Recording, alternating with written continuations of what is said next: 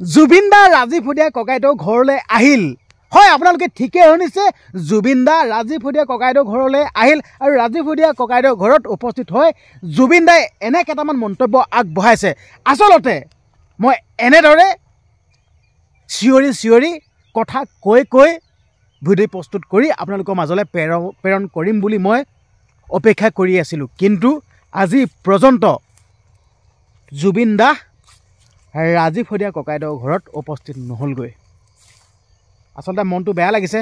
মোৰ মনে কৈছিল জুবিন দা ৰাজীৱ ফুডিয়া ককাইদেউ ঘৰলৈ যাওকচোন, এখন টেক পৰিয়ালটিৰ লগত কটাওকগৈচোন, তো মোৰ মনে তেনেকৈ কৈছিল।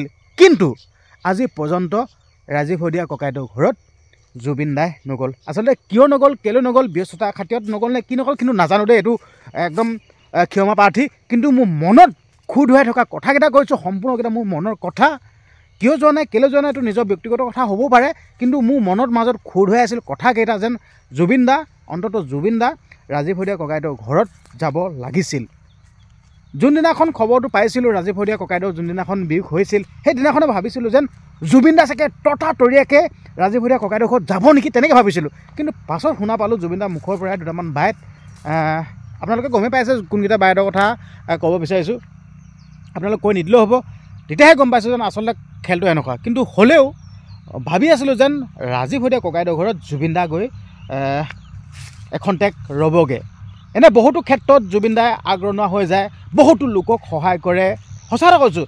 আৰু দানৰ বীৰ বুলি ক'লে মানে জুবিন দাৰ নামটো আহিব, কাৰণ কেলৈ অন কেমেৰাত নেদেখায়, অফ কেমেৰাত বহুত লোকক সহায় কৰে। আচলতে যোনখিনিয়ে জানে সেইসকলে ভালকৈ জানে, কিন্তু অন কেমেৰাত নেদেখায়।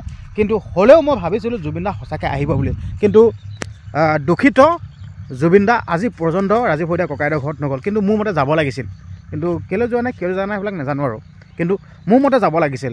আৰু আপোনালোকক সেইকাৰণে মনৰ মাজত খুৰ ধুৱাই থকা কথাকেইটা আপোনালোকৰ আগত নকৈ নোৱাৰিলোঁ। আৰু মই যি কওঁ আপোনালোকৰ আগত সকলো কথাখিনি কৈ দিওঁ, আৰু নকৈ নোৱাৰিলোঁ, সেইকাৰণে আপোনালোকৰ আগলৈ ভিডিঅ'টো প্ৰেৰণ কৰি দিলোঁ। আৰু এই কথাকেইটা যদি কওঁতে কিবা যদি ভুল ভ্ৰান্তি হৈ গৈছে কিন্তু মই নাজানো দেই, কিন্তু মোৰ মনৰ কথাকেইটাহে কৈছোঁ। আচলতে মোৰ মনৰ কথাকেইটা ক'লেহে মোৰ মনটো ভাল লাগে, তো এনেদৰে আপোনালোকৰ আগত কৈ দিওঁ। আচলতে সুধাকণ্ঠ ভূপেন হাজৰিকা পাছতেই দ্বিতীয়জন শিল্পী নাম আহে জুবিন দা। কিন্তু সেই জুবিন দাই কিয় নগ'ল, কেলৈ নগ'ল কিন্তু নাজানো। কিন্তু হ'লেও এজন পিতৃ হিচাপে আচলতে শিল্পী সমাজৰ এতিয়া জুবিন দাকে মেইন মানুহজন বুলি ধৰা যায় বা হ'বলৈ গৈ আছে। কিন্তু সেই মানুহজন জুবিন দা কিয় নগ'ল, নিজৰ দেউতাকে সন্তানৰ ঘৰত কিয় নগ'ল, এই বস্তুটো বেয়া লাগিছে। সেইকাৰণে মই আপোনালোকৰ আগত মনৰ মাজত খুৰ ধুৱাই থকা কথাকেইটা কৈ দিছোঁ।